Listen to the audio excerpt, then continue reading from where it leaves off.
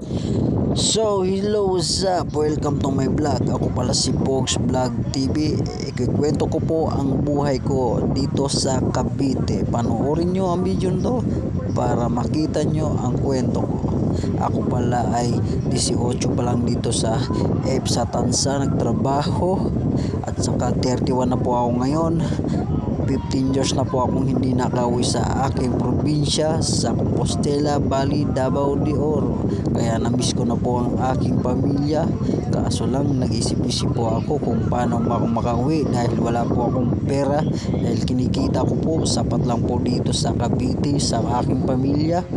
Kaya sana masuportahan nyo po ang aking video. Sana hindi kayo magsawang suporta sa aking video na to.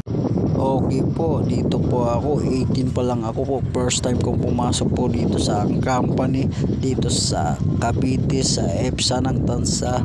15 years na po ako rito, ngayon 31 na po ako.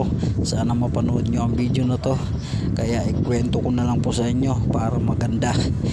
Totoo po to ang nangyayari po sa aking buhay. Dito po ako nagkapamilya sa Cavite.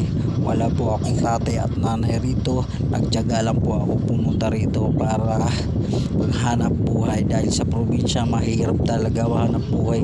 Kaso lang hindi pa ako nakauwi talaga, 15 years na po. Ang kinikita ko lang na pera kasi sapat lang po rito sa Cavite City sa aking pamilya. Sana mapanood nyo ang video na to. Suportahan nyo po ako sana. Subaybayan nyo to ang part 2 para makita nyo ang kwento ko. Salamat po. Thank you very much sa aking mga subscriber at viewers ko. Sana mapanood nyo ang video na to. Ito po ang aking buhay kwento.